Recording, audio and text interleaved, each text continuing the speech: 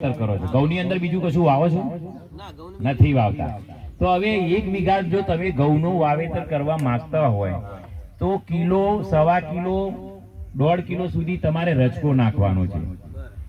2-2.5 kilo તમારે ચણા નાખવાના છે અને વાવેતર કરવાનું છે. વળી ક્યાંક 8-10 ફૂટે તમારે રાઈના 2 છોડ છાંટ નાખવાની છે, સૂરજમુખીની છાંટ નાખવાની છે અને ખેતી કરવાની છે. એકલો ઘઉં તો નહીં.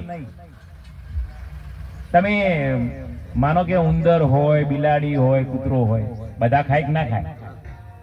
કોઈને ખાવા માટે ક્યાંય કશું કરવું પડે? આ વસ્તુ થઈ. રજકો છે એ ઘઉંને ખવડાવશે. પછી જ્યારે ઘઉં વાઢી દો પછી તમે 2 પિયત મૂકો તો એ રજકો 1 વીઘે 4 મણ જેટલો, 5 મણ જેટલો થાય. રચકાના મણનો ભાવ તમને ખબર છે? 3000 થી 4000, 5000 સુધી છે. આખા ઘઉંના ખેતીનો ખર્ચ આ રચકાનું બીજ પકવો તમે એમાંથી મળે.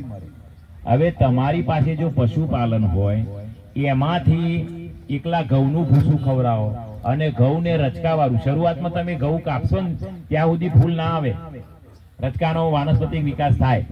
હવે એ ભૂસું થાય તો એની ગુણવત્તા સુધરી કહેવાય કે નહીં? રચકા અને ઘઉંના ભૂસા વાળું તમને પશુચારો મળે. અને જો પ્રાકૃતિક ખેતીમાં આચ્છાદન કરો તો ઓછા CN રેશિયા વાળું તમને મટીરિયલ મળે. CN રેશિયો નહીં સમજાય તમને?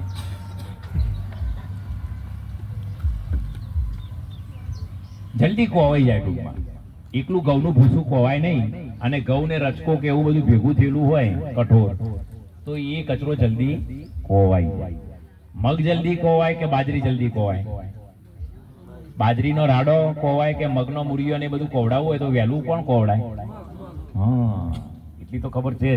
એ ઓછા CN જલ્દી કોવાઈ જાય એનો CN રેશિયો ઓછો હોય અને જેને કોવાતો વાર લાગે એનો CN રેશિયો વધારે હોય. એમાં સેલ્યુલોઝ ને બધું વધારે થાય.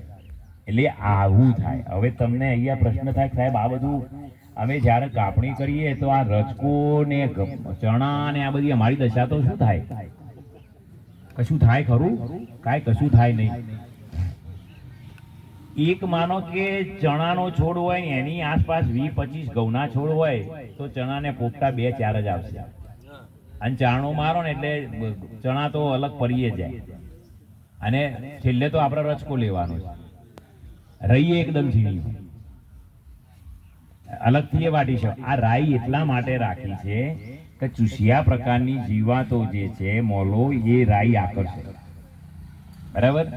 સૂરજમુખી છે, આ બધા પરાગનયન માટે પણ જે મધમાખીઓ છે આપણે બધું મારી નાખ્યું છે દાદા.